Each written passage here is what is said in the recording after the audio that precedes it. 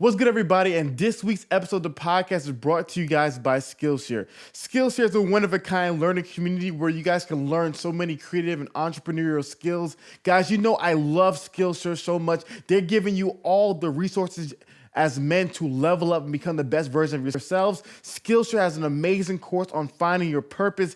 All my homies have been hitting me up and telling me they love it. Guys, get on Skillshare. You can get 2 weeks for free. That means you pay no money, guys. Skillshare.com/theroommates. One more time, that's Skillshare.com/roommates, guys. There is no excuse to not be leveling up, especially during this time. So, guys, go on Skillshare, learn some new amazing skills. Video editing is a really good one, especially with everybody trying to be creative nowadays. Especially that purpose course, guys. Go to Skillshare.com/roommates. Sign up right now, and I'm telling you guys, you will thank me later. And I also want to introduce you guys to a new partner, and that partner is Geology. Geology is a personal skincare company just for men to help us become more attractive, to help us become more desirable, because as Deion Sanders says, you look good, you feel good, you play good. And then, like I said, the dope part about Geology is that's personalized to each man. So you can take a diagnostic, and it'll give you products that will benefit you yourself. So I literally took the diagnostic, and I got this Nourishment Eye Cream, because if you're a guy who's grinding, who's in a hyperbolic time chamber, spending a lot of hours working, you get those nasty little bags under your eyes. So Geology helps you with that Nourishment Eye Cream. So guys, head over to Geology's website and use the offer code roommates for 30% off. It is an amazing deal. Guys, get your 30-day subscription. You will thank me later. The link is in the description. Use the offer code roommates, guys. I am telling you, you will not regret it. And let's go ahead and get to this week's episode. This week on the Roommates podcast. It's all about trying things out. Okay. You know, I always, when I talk to people and they're like, Alex, what do I do, man? I don't know what to do. I'm a little bit stuck. You know, I'm 25. I had a cool job, but I didn't really like it that much, and I wasn't making good money, so I quit. And now I'm like just waiting for the right opportunity to arrive.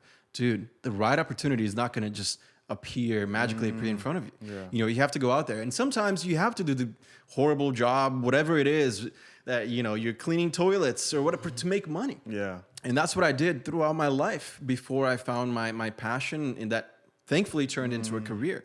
You know, but I was doing the landscaping jobs. I worked at Subway, I worked at Domino's, I worked at Best Buy, pretty much all these jobs that you get paid minimum wage, you know, and even the physical labor jobs, because I was an immigrant and I thought this is what I have to do.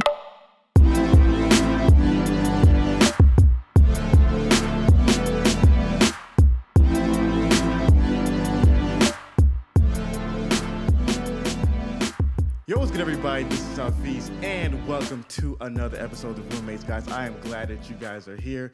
We are in the beautiful, beautiful state of California, Los Angeles, California, that is. And unfortunately, guys, though it's extremely amazing and beautiful, a lot of things are locked down and shut down, so we can't fully enjoy the experience. But though we cannot fully enjoy the experience of Los Angeles, does not mean we can't enjoy the amazing, exceptional people. And guys, I had to come here because this is one of my favorite influencers. I'm talking about, this man has hair like Fabio, man. This is one of the dopest people out there, guys. Please welcome to the show, the one and only Alex Costa. Wow, dude, what an intro. Thank you so much. I feel inspired. I'm hyped up. All right. Yeah. Thanks for having me, man. No problem, man. Alex, how do you get your hair so wonderful, man? Dude, you know, it's a process, man. Not nowadays, but back in the day, I had no idea what I was doing, dude. Yeah. I had no idea. And I feel like that's the problem with most men, too.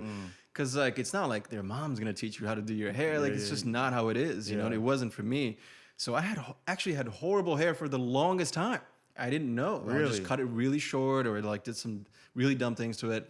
And then this one barber was like, you actually have really nice hair. You should do this, and that. I'm like, nah, you're lying. Dude, you're lying. Yeah. And I tried it, and I was like, oh, okay, I see where this is going. So, yeah, you know, it was a long process. Took me years, research, trial and error. And then I finally arrived at my, you know, like you call it, Fabio. Fabio. It's a little longer than usual right now. That's awesome. So, Alex, I know who you are. So, for our audience who does not know who you are, can you give us a bit of an elevator pitch synopsis? Yeah, of course, man. So my name is Alex Costa. I am a lifestyle influencer. So, you know, I've been doing this for like 10 years now. I've been making YouTube videos. Yeah. When I started out as a video game influencer on YouTube. Wow. Yeah, dude. So I started posting my video game gameplay on YouTube in Portuguese. I'm Brazilian. And it started developing into more and more and more things. And then now what I do is basically I teach guys how to dress, how to talk to ladies, you know, how to go out and feel good. Basically how to look good and feel good. That's awesome. And especially nowadays, you know, with everything that's going on, you want to make sure that you're a confident kind of guy because the world is upside down, like you said. Dude. It's some weird times right now. Yeah, no, that's interesting. Yeah, I definitely I think that I want to get into your story, obviously, but like that transition of, didn't you used to work for YouTube at one point? I did. Yeah, we're gonna get into that. So I think it's pretty dope to seeing your journey and your trajectory. So let's go back. And you said you were born in Brazil, right? Yep. What city? Belo Horizonte. I won't be able to say that. It's like it's one of the largest cities in Brazil. So it's kind of like, it just felt like a big city. Nothing too special about it, let's say. But I always lived in the city until I moved to the U.S. I moved to Cape Cod. Oh, like wow. very small, nothing going on, Yeah. especially in the wintertime. And then I moved to LA in 2000. I want to say 2012. So how old were you when you moved to America? I was 13 years old. 13 years old. Okay. Yeah. So what was that transition experience like from Brazil to America? It was actually really tough, man. Okay. But I wouldn't change it for the world. Okay. It made me who I am. But when I moved here, basically in Brazil, I had a pretty good life. I went to a military school. Like, I was very disciplined. We had decent money. Like, we weren't rich or wealthy or anything, but we could get by. And when I moved, I had friends. The most important thing, I was like a popular kind of kid, And when I moved to the U.S., I lost all of that. Oh, wow. My dad now became a dishwasher. My mom was like working at the cafeteria in my school, so it was like kind of embarrassing. Oh, man. She was like serving lunch,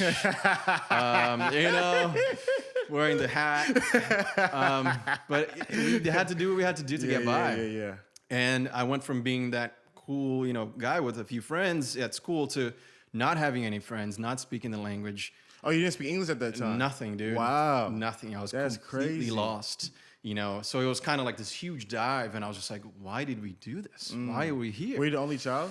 No, I have two younger brothers, too. Okay, So it was the five of us. My dad, my mom, my two brothers, and myself.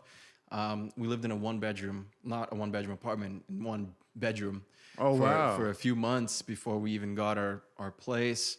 It was a tough situation for a while, for sure. Yeah. So when do you feel like when you were beginning to get accustomed to American culture? When do you feel like you kind of were beginning to create your friends? At what age did you feel like you were beginning to find things? It's interesting because when I moved here, in Cape Cod specifically, there were a lot of Brazilians in my school. And that really helped me because I could at least talk to them, because in class, I would just literally be looking at the ceiling like I have no idea what's going on right now.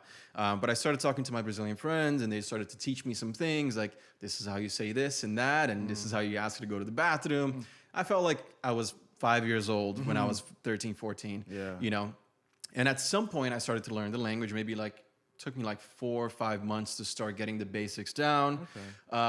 Started learning about the school system.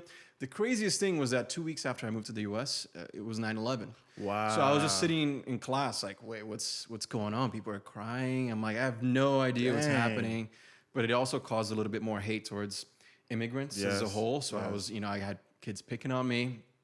So it was definitely a tough time, but it definitely made me who I am, and I wouldn't be here otherwise. Yeah. So I'm happy with how that turned out. So who was Alex like in high school? Dude, I've always been kind of a nerd. Not gonna lie, I've always liked to study. I'm athletic. I like to play sports. So I used to play a lot of sports in high school. I did Brazilian Jiu-Jitsu. I played a lot of tennis, played a lot of soccer, of course. Yeah. So I love that. And I went to a technical high school. Okay, so I did information technology in a technical high school. Oh, wow. So 2 weeks out of the month, so half the month we would be in IT class, and then 2 weeks would be just normal academics. Oh, wow. And yeah, so I loved it, man. I actually flourished in high school, and I'm like, okay, I'm a hard worker. This is who I am, and that's where it all started for me. Did you still have the Alex Costa swag in high school? Was it nah. that? Dude, so fun. I don't even know if I've ever even talked about this, but I changed my name to Alex in 2013. Really? My name is actually Gustavo. Oh, wow. Yeah, so I know, dude. I know, man. Gustavo. It's So in high epic. school, I wasn't even Alex. Oh, yet, wow. You know, which is crazy to think about. Man, that is Yeah. insane. That is crazy, Gustavo. Gustavo kind of fits you a little bit more, you know, Gustavo. I will say though, like it sounds great now. Like, oh, Gustavo is actually a cool name, Yeah. right? But when you get, I don't know, like I was in Cape Cod, you get pulled over, and the guy's like, "Oh, Gustavo, yeah, you're getting a ticket." Yeah, dude." yeah. So I definitely suffered with that a little bit. Or even like you go to Starbucks and he's like, "What? Yeah, yeah, What's yeah. your name?" Yeah, like yeah, I'm yeah. like, "Ah, come on." So did you? All right. You just made up Alex? You just I made literally, I tested it out at bars at night. I'm like, maybe I'll go. I was between Alex and Logan. You are not a Logan. I swear, right? yeah. And I went with Alex. Oh Yeah. man. All right. So did you go to college? I went to college for 6 months, Okay. Cape Cod Community College. And then what happened is my visa expired in the US. And I actually had to go back to Brazil. Really? And stay in Brazil for about a year and a half before I was able to get my green card and able to return to the US. So what was that like going back to Brazil at such a how old were you, 18, 19? I was I think I was 19. Oh, wow. Yeah, and it was great because I got to see my family. I hadn't been back in like 8 years at that point. Got to see my grandparents. I got to see my aunts and uncle. I have a big family in Brazil, so that was awesome. But it was one of those things that I returned to Brazil. I didn't know if I was ever going to go back to the U.S. You know, I like lost everything in the U.S. I'm like, all right, I'm just going back to Brazil. And if I get back in the U.S., amazing. If not, I don't know what I'm going to do. So I was teaching English in Brazil for a little while, living with my aunt and just waiting it out, waiting to see if my lawyer could get me that green card, man. And it was tough. Yeah. It was not easy. What year was it was this? not easy. This was 2007. Okay. 2007. Cool. Yeah. Man. And so when you got to America, what did you do? Well, I got my green card. I remember just jumping up in excitement. I flew back to the U.S. and I started like refinancing mortgages or something. Okay. It was like a weird job that a friend of a friend had a company, and I was like, all right, I'll give it a try. I made zero money doing that. Like I just worked my ass off for a while, and then I made zero money. And then I went back to waiting. I was a waiter. Yeah, the Outback Steakhouse. You know, that's how I was making my money. And then I was after that, I actually started delivering landscaping material in a truck. So I was driving this like big ass truck, people's houses, and just dropping off, material like rocks and mulch and whatever. So that's how I paid the bills. And how'd you go from that to working at YouTube? Yeah, dude. It was a process. So when I started doing that, I also realized that I was actually really good at playing Call of Duty. Okay. I know it's like a weird entry to this story. Yeah. But I started playing Call of Duty. I was good at it, and I found YouTube, and I'm like, oh, cool. People are posting about these video games on YouTube. Let me do that too.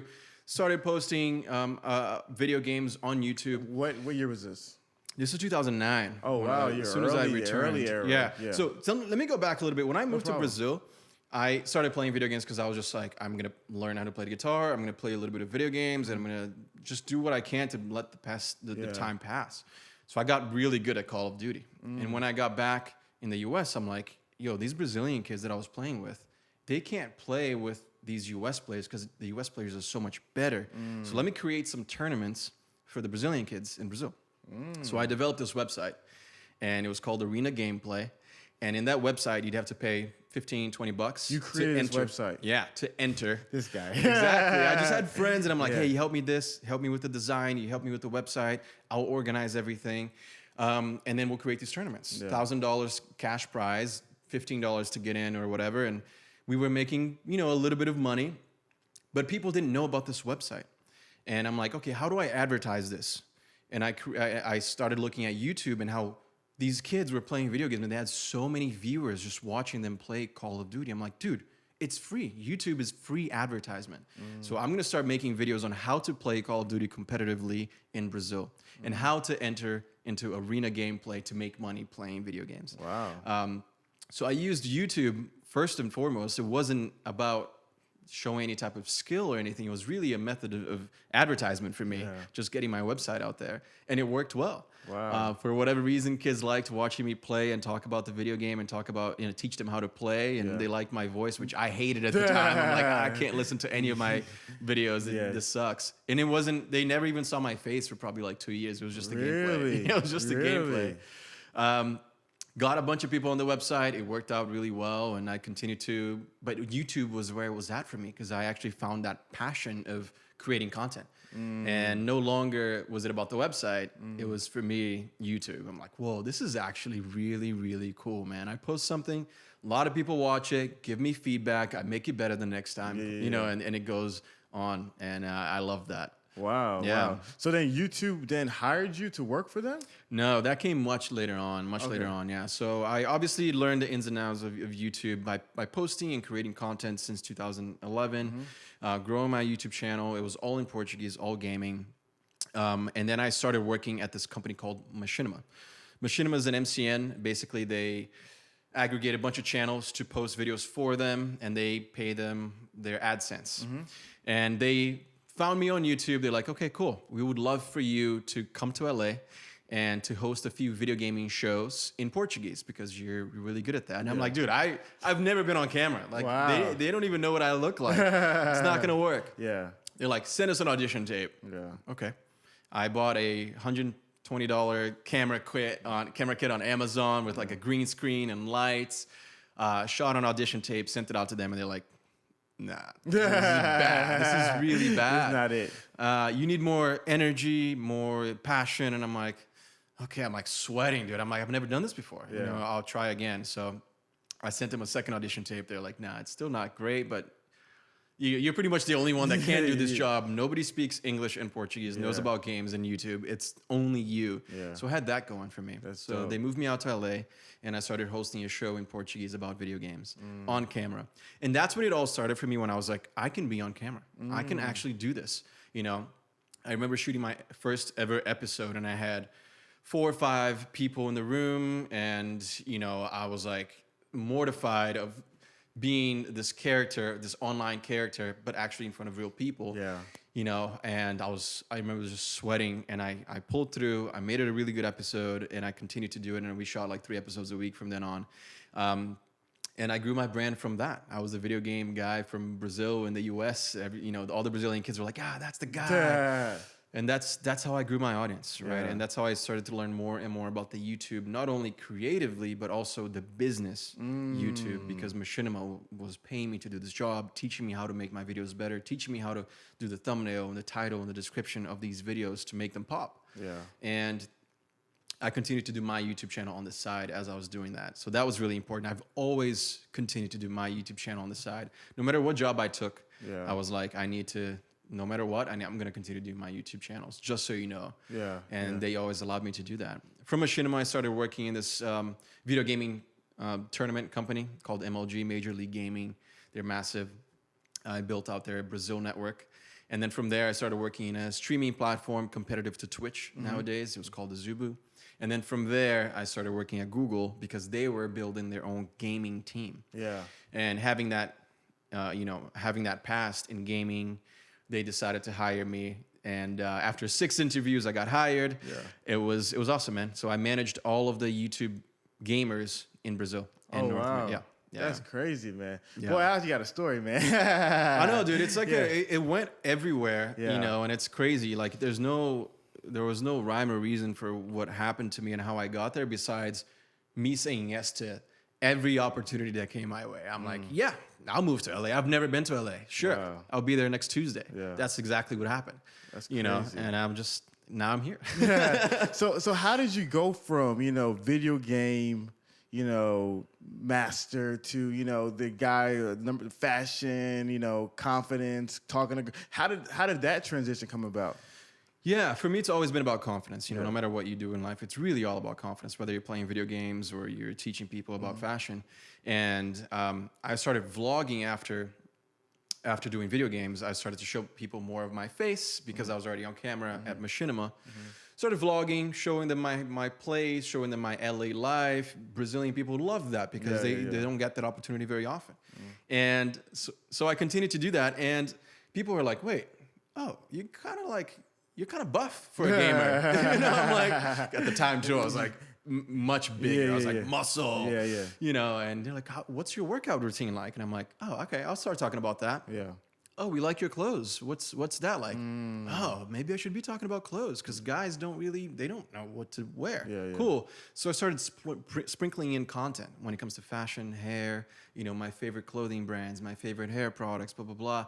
And people really enjoyed that way more than they enjoyed gaming or way more than they cared about my life in LA. That's interesting because I would assume that gaming is such a huge business in YouTube. I would assume that people would care more about video games and just why do you think they cared about the other stuff more? That's what I thought. But when it comes to gaming, there's 1,000 other gaming creators out there. But there was nobody doing that at the time. You know, nobody showing them how to dress, how to do their hair, how to do their beard. So they were just like, whoa, I didn't know this. This is amazing. You can be a gamer and you can kind of look good. You can be buff. You know, so I was like, yeah, you should be doing that. You know what I mean? Like you can still date beautiful girls and you can be a gamer. Whoa, that can happen. That's every gamer's dream. Exactly, man. But sometimes, you know, when you think of yourself as a gamer, you tend to, like, you almost put yourself down. You know, and I had to break that stereotype for them. And they were like, whoa, I didn't know that. I thought I had to be a nerd to be a gamer. And I'm like, no. Gamer is just another passion that you have, just like playing sports, just like doing whatever it is that you do, reading books. It doesn't matter. You know, so you can still be a gamer and do other things. Yeah. So by doing that, man, it was like, it just flipped for me. The switch, I was like, oh, okay.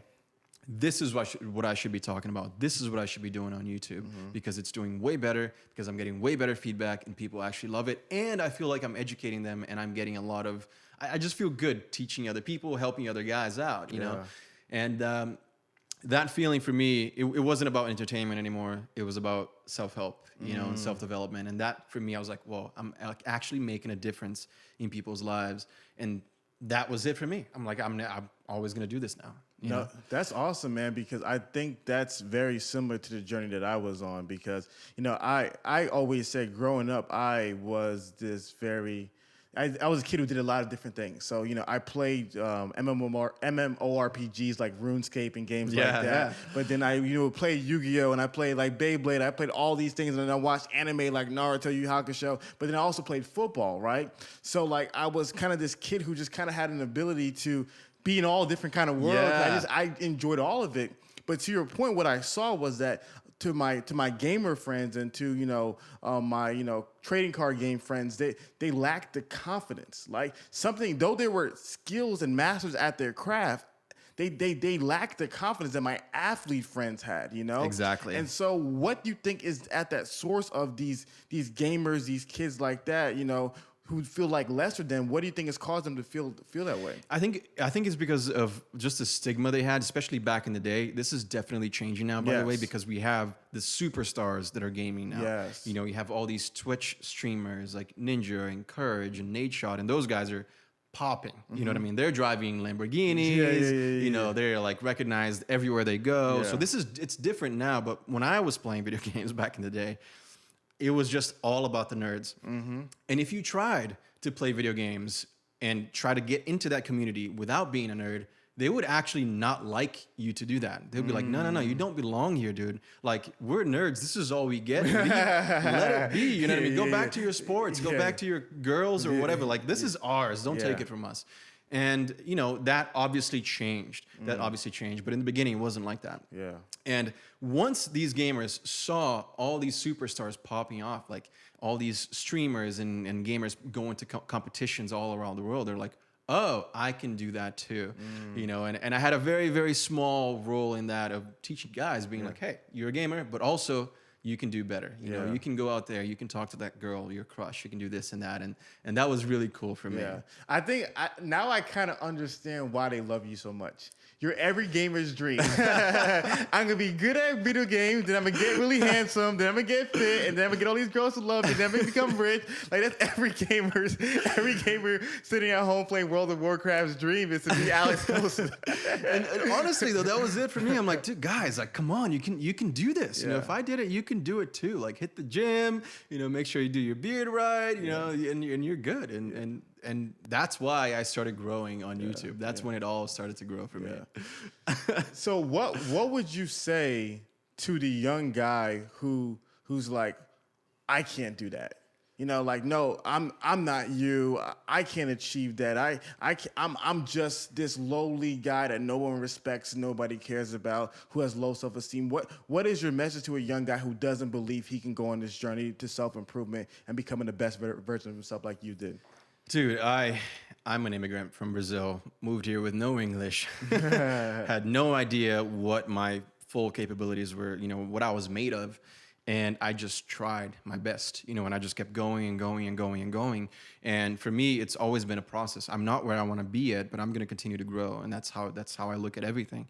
So for these guys who don't believe in themselves, they have to start believing in themselves right now, because if I can do it, and for me, my first language is Portuguese, and I didn't have any money back then, and people used to laugh at me, kids used to bully me. If I can do it, and I was a gamer nerd, then anyone can do it. Anyone can do it. Yeah. You know what I mean? So if that's not motivation, you know what I mean, then what is? Yeah. You have to just persist. You have to keep going further and further. Okay, so 25-year-old Logan is sitting on the couch right now. Oh no, that sounds horrible. No job, but he no real friends. What is the first step that you would require of Logan to be able to begin the journey of becoming the best version of himself? Yeah, it's all about trying things out. Okay. I always when I talk to people and they're like, Alex, what do I do, man? I don't know what to do. I'm a little bit stuck. I'm 25.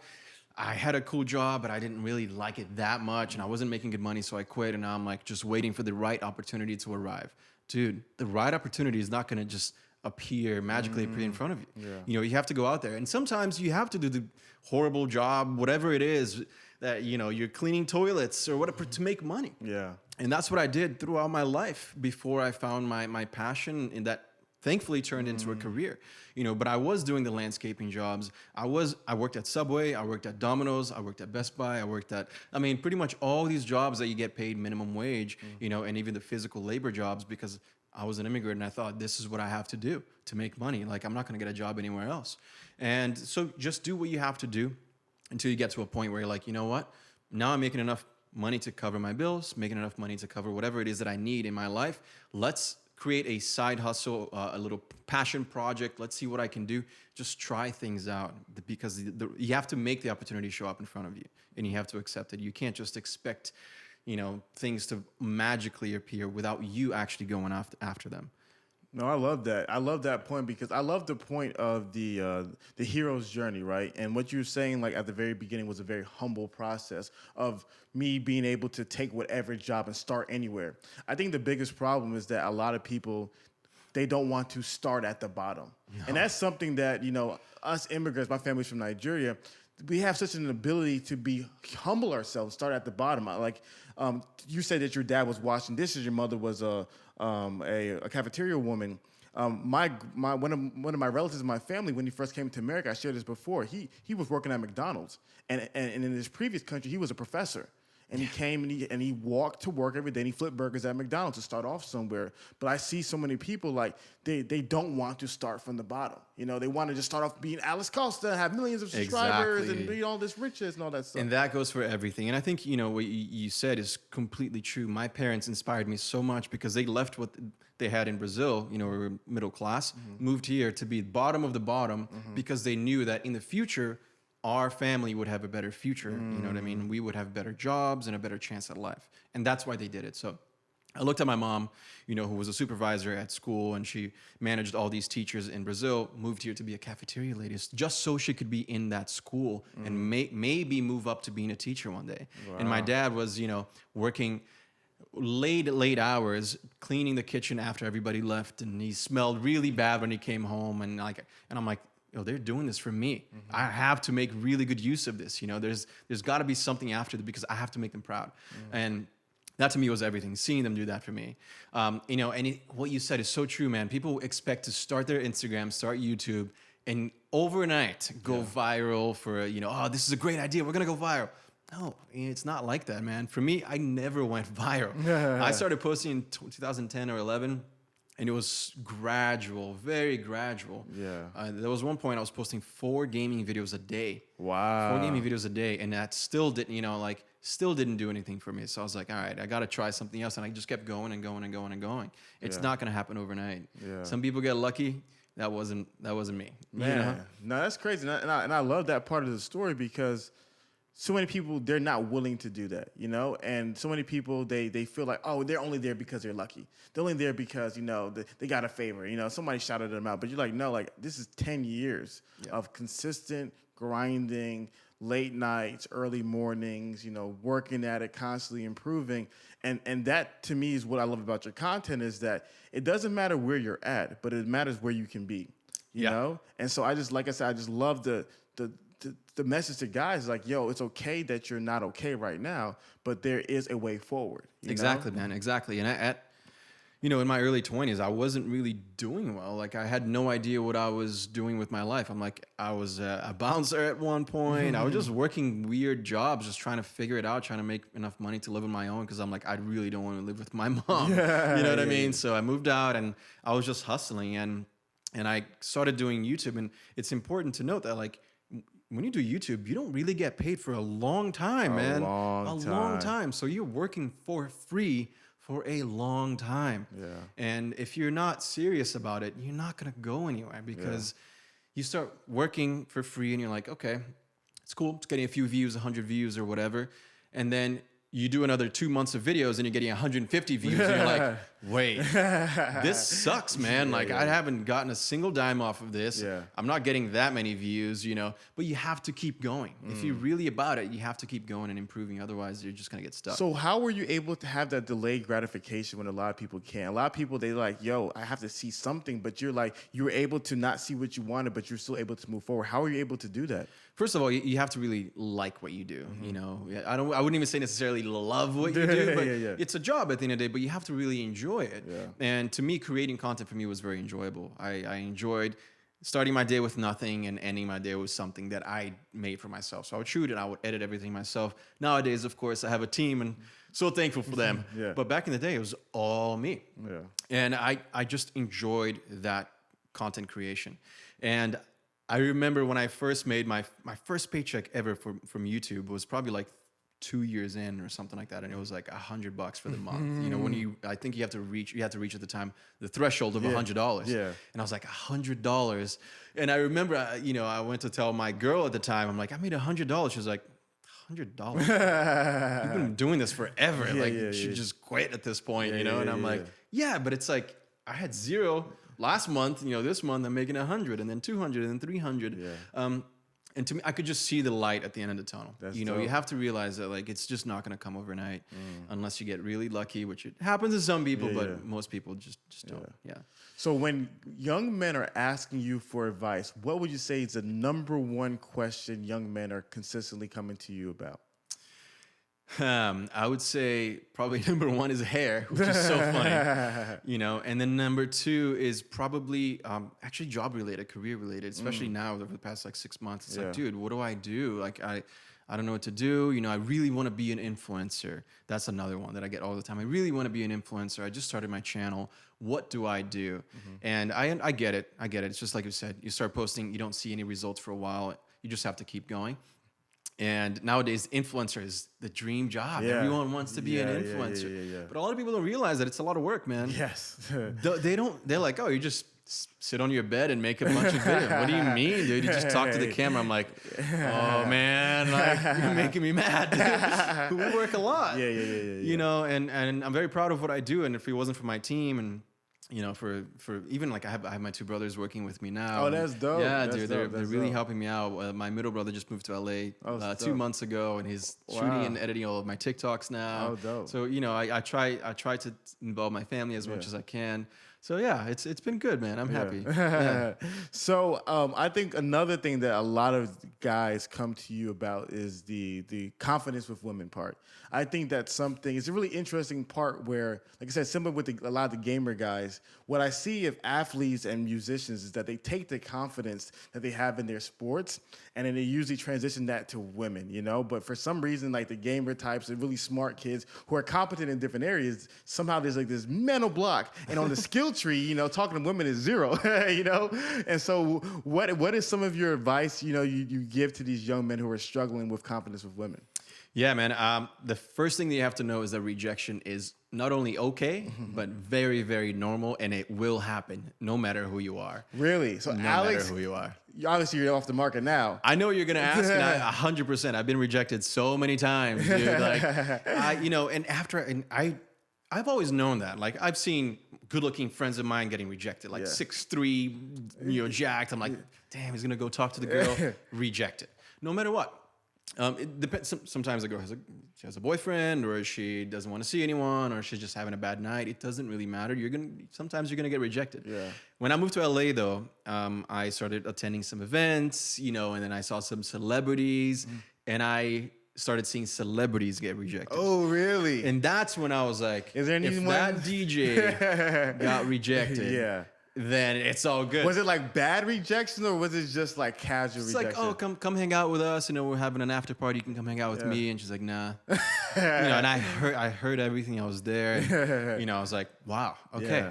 If that guy can get rejected, why do so many men not believe that guys get rejected? I think a lot of guys have this myth that they're like, there's these guys out there who never get rejected. It's not true, man. Yeah. It's not true. I've been left on scene, on red, multiple times, you know. Yeah. And it's just how it is. And there's so many reasons. Like I said, boyfriend, bad night, whatever. But the reality is, you're gonna get rejected. You just have to be okay with it. So how do you not internalize it? No, the way I see it is like, I learned it from a friend of mine. It's just a numbers game, dude. Yeah. Like, you go and you talk to like 5 girls, and you might get 3 numbers, or you might get 0. But next night you go and try it again. Yeah. But you can't just let that rejection get to you to a point where you're just like, I got rejected. I'm not going to talk to anyone else, because then you lost the game. Then you lost the game. Yeah, man. No, that's good. Like I said, it's just, I don't know why just so many guys, one of the things I talk about a lot is identity. Yeah. And so I always say that a lot of guys struggle with identity, and they base their identity off of women, right? So if a woman approves them, they're like, yo, I'm awesome. When a woman rejects them, now I'm a loser. So many guys base it upon them. But like you're saying, like, when your identity is not based upon women, like, her rejecting you has nothing to do with who you are as a person. Nothing. It could be so many different things. Yeah. You know, there's so many reasons. You can go there and you can get rejected, and you can be like, oh man, it's because my hair sucks, and I have this big pimple here, and I'm not tall enough. You know, you can create all of these different reasons in your head. Yeah. But in reality, maybe she's just having a bad night. Yeah. Her boyfriend just broke up with her, or whatever. You know, so you have to. If you get rejected, my best advice to you is like, just be like, yeah, she probably has a boyfriend. Yeah. That's it. What was your worst rejection? Man, there's been a lot. There's been a lot, man. I remember when I first moved to LA, right, and I'm talking to this cute girl. And I'm like, oh, okay, like she's super cute. All right, cool. And then her friend comes by, and she's like, what do you do? Didn't even ask my name. That's the LA girl. And I'm like, dude, I was like, what the hell? Like, what is this? I was like, okay, you know, at the time I was hosting that show, I was like, I'm a host. And I was like a little bit already like not very confident about everything that was going on in that situation. I was like, I'm a host. She's like, she's not going to talk to you. Wow. And I was like, you don't even know what kind of a host. I could be hosting a restaurant entrance, or I could be like, I don't know. You know what I mean? So that was pretty bad. That hurt me a lot. And I was like, all right, I see how it is here in LA. I see how it is. You know, let me work a little bit harder. Hey, man, you've worked hard. Yeah. Trust me, I saw his car. It was amazing. But yeah, no, that's fascinating. Like I said, it's just, I really want young men to get to the point where they, like you said, they realize this is a normal part of life, has nothing to do with you. And we all go through it. Yeah. You know, we all go through, we all process it. You know, we all move forward in it. So for the young guy who has this girl he has a crush on, right? What is your advice usually to go to if a guy's like nervous about talking to his crush or nervous about talking to a girl? What are some of the things you encourage a guy to do to get over that fear? I would say talk to her as if you talk to your best friend. Okay. You know, because a lot of times you change who you are just so that you can talk to this girl and you're like, hey, what's up? Yeah, I'm like, that's not even your voice, man. Like, you can't do that because that's not who you are. So it's just going to feel fake. You're going to act weirdly. You're going to start shaking. Don't do that. Just be yourself, you know. Of course, you have to be a little bit. You have to create a little drama. There's got to be some suspense there of who you are, some mystery. Maybe works really well with some girls, but you have to. You can't be nervous because they can smell that. Anyone can smell that. If you're nervous, like it's very clear that How does a you're guy nervous. get over his nervous? The guy's not used to talking to girls. This one guy hit me up. He's like, yo, I've been working for the past 7 years. I want to start dating. I'm super nervous. How does he get over that nervousness? It's all about trying. It's all about doing over and over, repetition, because obviously the first time you talk to a girl, dude, you're gonna be shaking. This is a wild beast. I don't know what to say. I'm gonna get rejected. Yeah. And then you get rejected, and that's when you have to be okay with it and try again and again and again. Yeah. And what feels uncomfortable at one point is going to start feeling comfortable, and then you're good. Then you're yourself. Yeah. And that's all you can do. No, that's good because I remember when I was younger, I would always say, let's start a sentence a day. So my first thing was, I just want to say hello to a girl. So I go to like a bunch of girls, I would say hello. And next I'd be like, hello, what is your name? And like you just keep on working your way up. Baby steps, man. You're not going to go up there and just, snatch her off and like, all right, let's go back to my place. That's not how it works. That's in the movies. Yeah. You have to, exactly, like baby steps, day by day, you just get better and better at it. And that's really it. No. And so one of the things that, we obviously try to do is we help men with, overcoming the mindset of success. And like what we work on a lot with healing stuff. We work a lot on helping men find their purpose and helping them find their identity. So I call it like the masculine mindset. And then it also is the masculine avatar, right? You want to be able to not just think really well, but you also want to look really well. And as Deion Sanders said, you look good, you feel good, you play good, right? So I think a lot of times the confidence will be improved for young men if they look their best, which is your specialty. Exactly. So let's say there's a guy with low confidence, staying at home, doesn't really have a lot of swag, doesn't really have a lot of confidence in himself and his looks and appearance. What is your step-by-step to help him get from square zero to a hero? Yeah, of course, man. It all starts with your mindset. Like you said, you basically have to start believing that you can do it at some point. It may take a while, but you have to believe, hey, you know what? It might not be next week or the next month, but I'm going to get there. That's a huge step. As soon as you can believe in yourself, that's massive. And then you start talking about clothing. Learn about it as much as you can. All right, what fits my body type? Let me do a little research. Let me see Alex Costa. Or, there's a lot of other guys who teach it as well. And let me see how I can improve my style. Let me see how I can improve my grooming. Let me see what I can do about my hair. So you got all the looks down. And then you start working on your posture. You start working out. I think working out is such a huge part when it comes to basically everything in life. You know what I mean? Having that determination and that discipline to wake up early and work out before you go to your 9 to 5, dude, that's huge. So make sure that you're working out. And then from there on, it's just basically you talking to more and more people, getting confident in front of other people. I remember myself when I was probably up until I was like 23, I would never be able to talk in front of a camera. I was just like, I don't know what I'm doing. My accent is really bad, and I'm so nervous. I can't do it. And that's why I didn't switch my content from Portuguese to English for the longest time, because I was so scared of what people were going to say about my accent. Wow. But the thing is, you don't know until you try.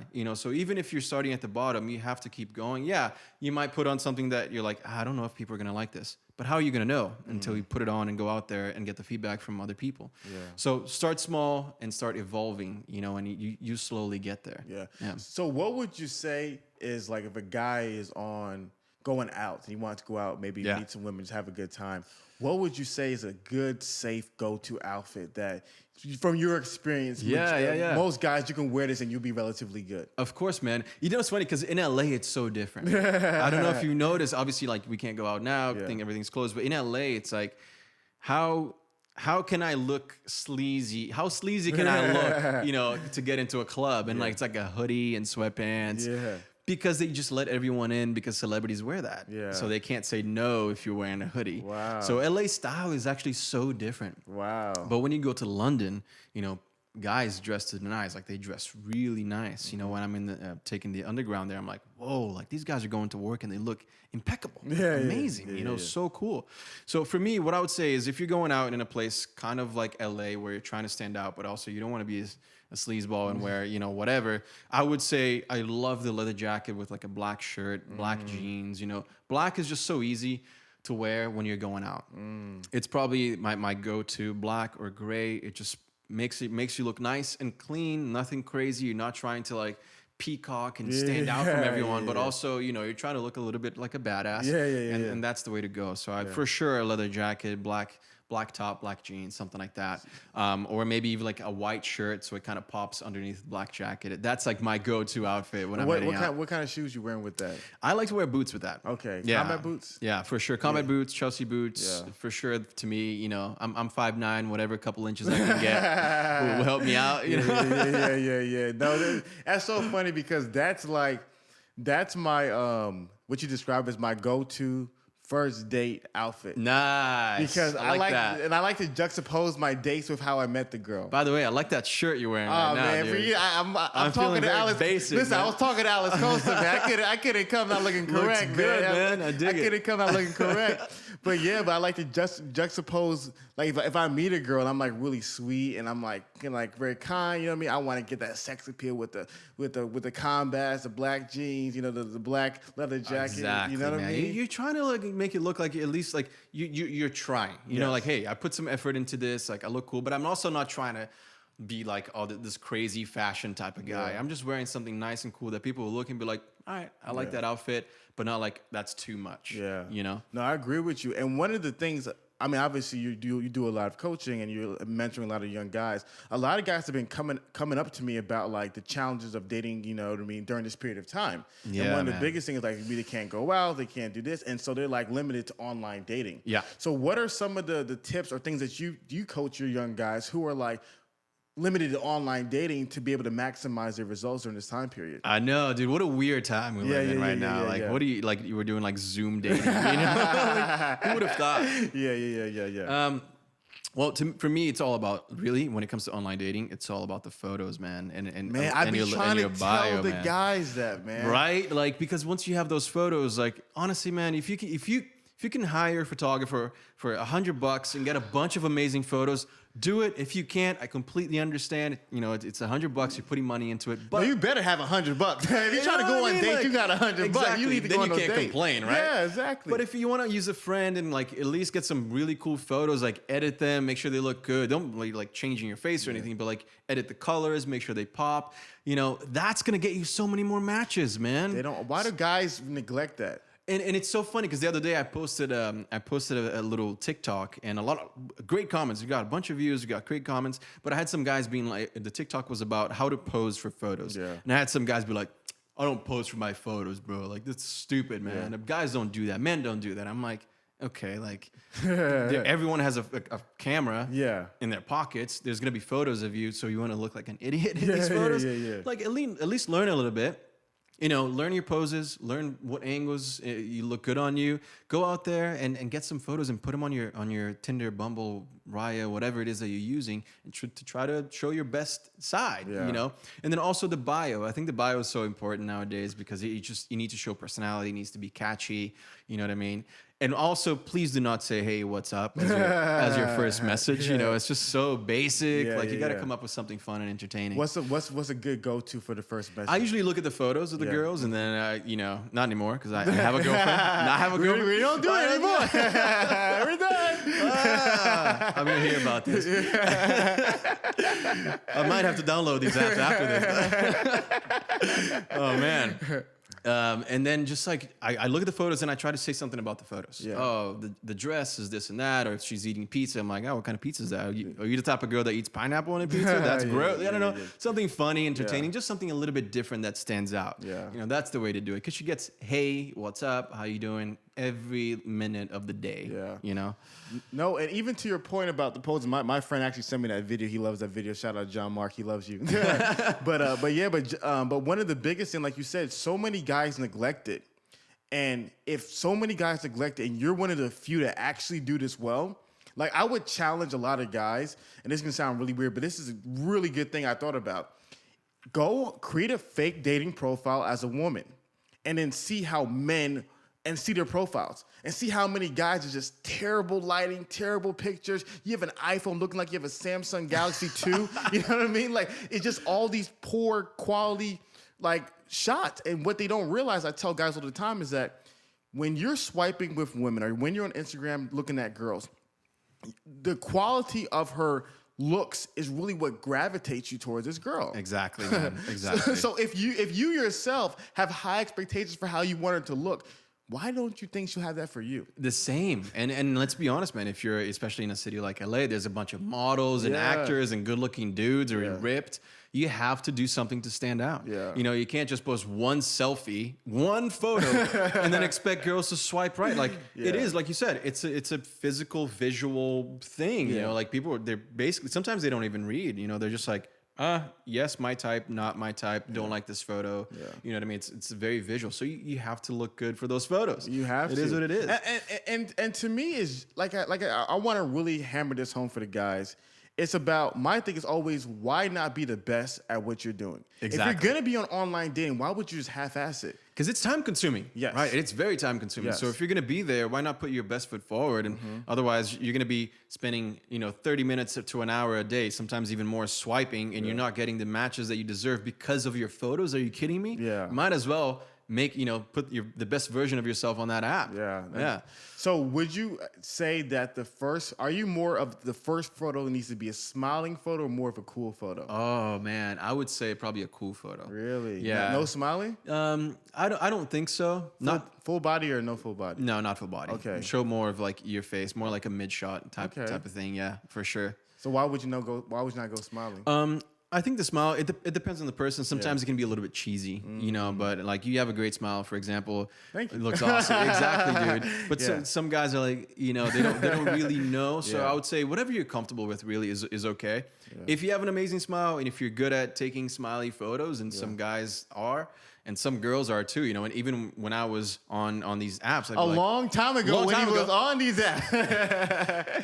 I would never be like, her smile is cringy. It's more like if she has a good smile, great. Let's post a smiling photo. Cool. Yeah. So if you have a cool smile, go for it. If not, the badass kind of like mysterious look is also pretty good. I would say it's good to have a combination though. So if you have 5-6 photos, one of them should be smiling or fun, something different. Yeah. No, definitely, man. And like I said, definitely, guys, make sure if you're not subscribed to Alex's YouTube channel, check it out because you have a lot of really great advice for guys about that. And I just love it because for a lot of I tell guys all the time, like when we were growing up, we didn't have all this. We didn't have people giving us these. We had to learn the hard way. Why do you guys also want to learn the hard way? These guys today are so lucky, man. They have everything right there. Yeah. They're like, what kind of Chelsea boots can I buy? YouTube, boom, right there. How do I say hi to a girl? Whatever, it's right there. We didn't have this at all. It was all like, I'll just try this and see how it goes. Yeah. So Alex, you're successful. You're handsome. You're an intelligent guy. Obviously, you had a lot of options. You were living well in Los Angeles. What made you decide to settle down, Alex Costa? Dude, I've always been the kind of guy to just have girlfriends. I enjoy being single, but sometimes it gets a little too wild. So to be honest, like I broke up with my ex-girlfriend. She was great. She was amazing. We're still on good terms. And I'm like, this was last year. I'm going to be single. Wait, real quick, before we move forward, why did you break? You said she was great. She was amazing. She lives in London. Okay.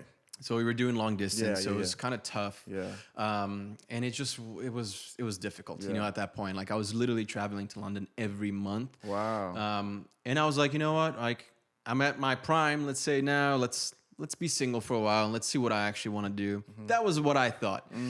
Literally a couple months later, I find this girl on Instagram. I'm like, wow, she's gorgeous, man. She's beautiful. I normally don't even follow girls because I'm like really? Like hot girls, because I'm like, it's just like why am I gonna follow a hot girl and just look at it every day? Like I'm either gonna talk to her or I'm not. And if I am gonna talk to her, then I'll follow her. If not, then I'm not gonna follow her. Okay, makes sense. So I followed her. I'm like, wow, she's gorgeous. I saw that she was Australian. In Australia, I'm like, I'm not about to get in this again. She's even further now. Yeah. DM her anyway, and we start talking, and she's like, we had a great, probably month and a half of conversation. What was your opening DM? It was something stupid. She posted something about a lobster or something on her story? On her IG photo. Okay. I don't remember exactly what it was. Give me a second. Let me think here because I want to answer this because it was actually really fun. Oh, yeah. She posted something about like, oh, yeah. She posted something about being on her phone and be like, oh, I'm looking at something really, and smiling. And her friend's like, oh, are you smiling at a guy? What kind of text is that? And she's like, no, I'm smiling at a meme of a lobster's head on a dog's body. Like something stupid. Yeah.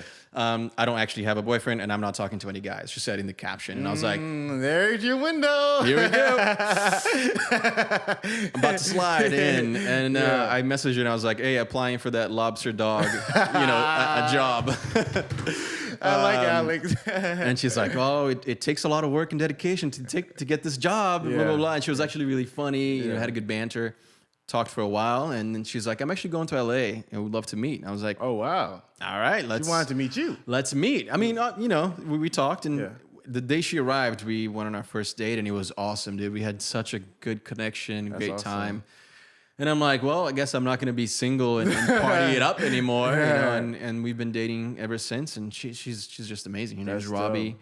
Yeah, she moved in. We live together now. Yeah, that's awesome. So my question to you is, I think one of the challenges a lot of young guys also struggle with is like the type of like woman to find. I just think a lot of people are obsessed with these super hot girls, these IG models, but they don't really understand like the characteristics to find and actually make a good, healthy partner. So what would you say are some of those important characteristics that help create a healthy relationship in your opinion? Yeah, man.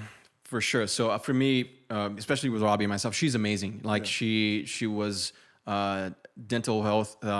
She was a dentist basically in Australia, and then she decided to become an influencer. She's well studied, has a great family.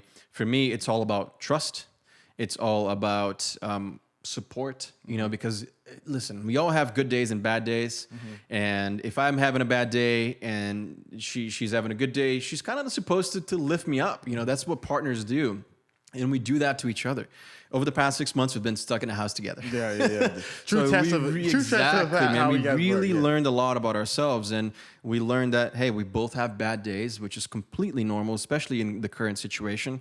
But let's not let it get to our relationship. Let's not let it mess this up. Let's talk to each other and lift each other up. And she does that to me all the time, and I really appreciate that. And I try to do that. Hopefully I do a good job at that too. I'd like to think that I do. So I woke up at 6:30 this morning to drive her to the DMV and stand in line in the DMV with her for like an hour and a half. So I was like, all right, like it's little things like that. You have a partner that you can share a story, and man, they're very transparent with each other, very honest. Like we tell each other everything, which is awesome. She knows everything about my past. I know everything about hers, and that to me is so important. I've had girlfriends in the past where I'm not going to tell her about this because I don't know how she's going to feel about that, or I'm going to be embarrassed if she knows this. Not with this one. Like we know everything about each other, and that's so important to just being honest with each other. Yeah. So I trust her with my life. I'm very honest with her, and she supports me in everything that I do. I wouldn't even be doing like something stupid like TikTok. She's like, you have to do TikToks. You have to do more. Like, go for it. I'm like, I'm so tired. I want to spend time with you. She's like, no. It's okay. Yeah. And I'm like, wow, I needed that. Yeah. Cool, let's do it. That's dope. Little things like that. So support is huge for me, because a lot of times, especially in what we do, we're working late hours. You're traveling a lot. You need somebody that is going to trust you and that's going to help you up, especially when you're down. And Robbie does that for me. No, that's super dope, man. That's excited to hear. And what to me it seems as though is that she's like a person of peace for you. Yeah. And to me, like you said, I think a lot of times during the single years of having fun, it's fun, but it's not a lot of peace. Exactly, man. Because you always feel like you're searching for the next thing. All right, I hooked up with this girl. Cool, but I'm single. All right, what's next? Let's go swipe or let's go out. And it's like a lot of work too. You know what I mean? For what? Yeah. For what? Yeah. No, I agree. And no, I think that's great. And one of the things I'm constantly trying to help young men is, like you said, to see somebody that really fits your life well. Because what happens is there might be some really dope women who are really attractive, but they just generally don't fit your life, and they don't really believe in you.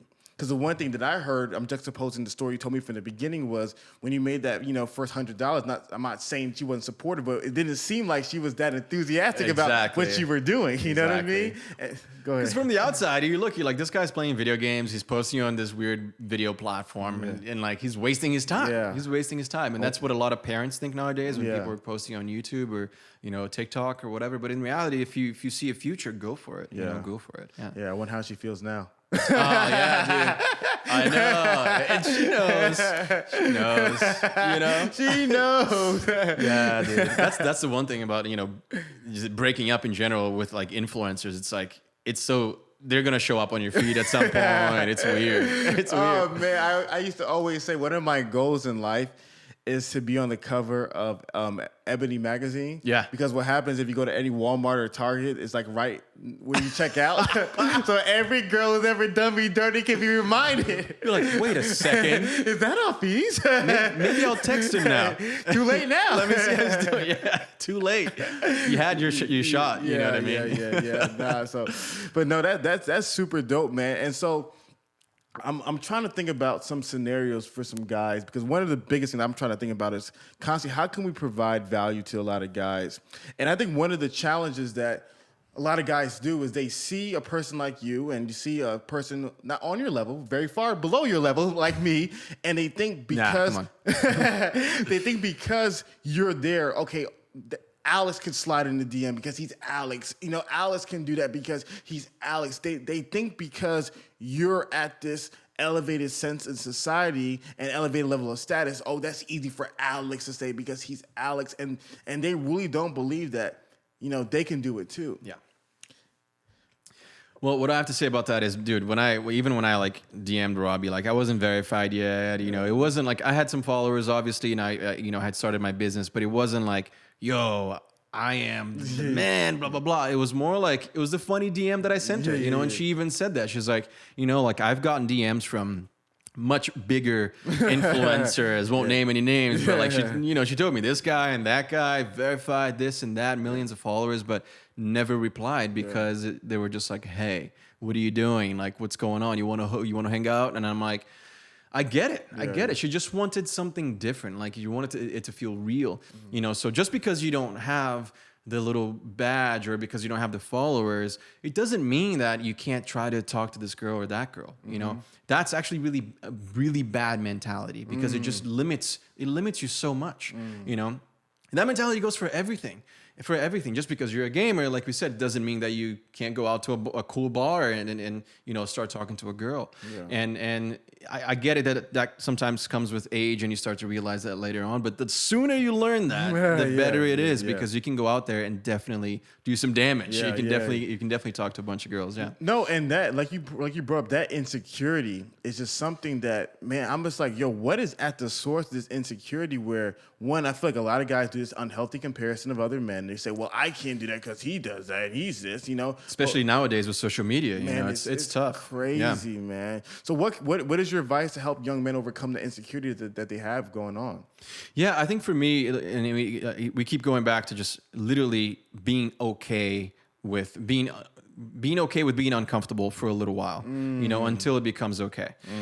Basically, and that goes for anything in life. Public speaking, I used to hate talking in front of anyone or a mic or going up to a few people, even at work, to present something.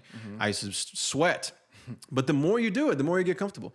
So yes, it's okay to be insecure. Everyone is insecure about something, whether it's hair, height, whatever, right? But you have to just keep going until you're okay with it. You have to accept it. You are who you are. Just because you don't drive a Ferrari, just because you don't have millions of followers, just because of this and that. I mean, dude, that's like most people. That's most people. It's very few people who are at the top like that. And even they get rejected too. So it's like, it's okay. It's okay. Go out there, get rejected, try your thing. You're gonna find the one for you. I love it, man. And so what's next for Alex? I mean, this year has been weird. Yeah, you know what I mean? It has definitely like changed a lot of things for me. So for me, in 2018, when I was still working at Google in January, when I was about to hand in my letter, I was like, all right, hopefully this is going to work out. I have a 6-figure paying job, very comfortable here. Like my mom loves saying that I work for Google. Like, what am I going to, if I quit this job now, I'm going to have to work really, really hard to prove people wrong because people are like, what are you doing? You're crazy. So 2018 was a year of establishing myself. 2019 was a year of starting new brands for me. So I started my hairline with Forte. I started to really flourish on Instagram. And then in 2020 now, I was like, all right, how do I scale these brands? So I have an established brand, I have my established physical product, and now in 2020, how do I really blow this brand out there? And Forte Series, we're launching 4 new products next week. That's Very dope. excited for that. It's been a long time coming. I also have this thing now called the Inner Circle. It's a program for guys that they can sign up, and every week they get new exclusive content, longer content than you would get on YouTube, teaching them about, basically self-development, right? So it's basically teaching communication skills, style, mindset, how to maintain a positive mindset, how to be focused, because nowadays there's so many distractions. So I go over all of that in the Inner Circle. And then I'm, launching a couple of other brands very soon as well. We're looking at launching in January. So that's all happening right now. But mostly, man, I'm trying to enjoy life a little bit more. Yeah. I've definitely overworked myself in the past to a point where I wasn't enjoying what I built. And that was really getting to me, especially now over the past 5-6 months during quarantine, because I was just home all day, every day, working. I'm like, all right, I'm home anyway. I'm just going to work until midnight. And I worked myself to the ground. Was not healthy. Robbie let me know. And I've started to change that, So now I'm like trying to maintain a healthy lifestyle and balanced. Yeah. Wake up, I work, I see Robbie, I work out, like I see my friends. I'm trying to do more and more things outside of just working. Yeah. Because I was getting burnt out for sure. Yeah. Yeah. So what is the one thing that you really had to implement to prevent yourself from burning out? Basically just limitations. So basically every day I talk to Robbie and we're like, all right, today by 7 p.m. Okay. We're going to be having dinner, and then after dinner, like no laptop, none of that, you're done. I'm not there yet. I know. I need to get there. And hey, it's not every day. Yeah, Sometimes I'm shooting videos at 10 p.m. I'll probably do that tonight. I know I have a busy day today, but it's okay. As long as you do it. The thing is, I was doing it every single day, and it was just getting to me, and I could feel it getting to our relationship.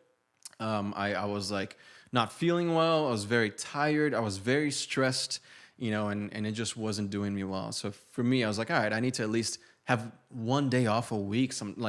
I wasn't having any days off. And even now, I'll say I have it. We were supposed to have Sunday off, and we ended up kind of like working until like 3 p.m. And that's okay. Get your things done, but also enjoy life. That's where I'm at, So what's the number one thing you do for fun, Alex?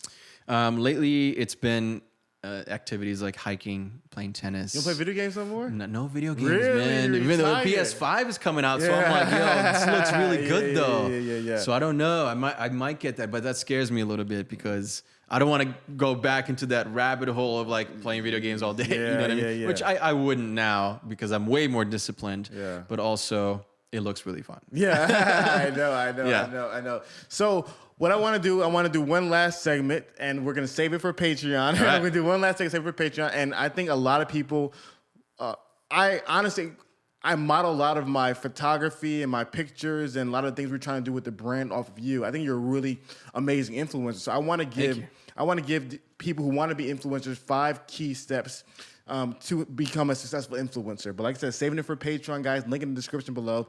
Patreon.com/theroommates. So before we close off and go to Patreon, what is one last message you would like to give young men who are lacking confidence, dealing with insecurities, not believing in themselves, not believing they can be a better version of themselves? What is the last message you want to give these young men? I would say get out there and do it. Get out there and do it as much as possible and believe in yourself. Have that positive mindset. A negative mindset is only going to bring you down, no matter what you're doing. If you're an athlete and you have a negative mindset, you're going to lose that game. You're not going to perform at your best. If you're trying to talk to a girl and you go in there with a negative mindset, obviously she's going to notice that. You're going to talk yourself down, and then she's going to be like, no, next, that's not the kind of guy that I want. And that goes for everything in life. So maintain a positive mindset no matter what you're doing.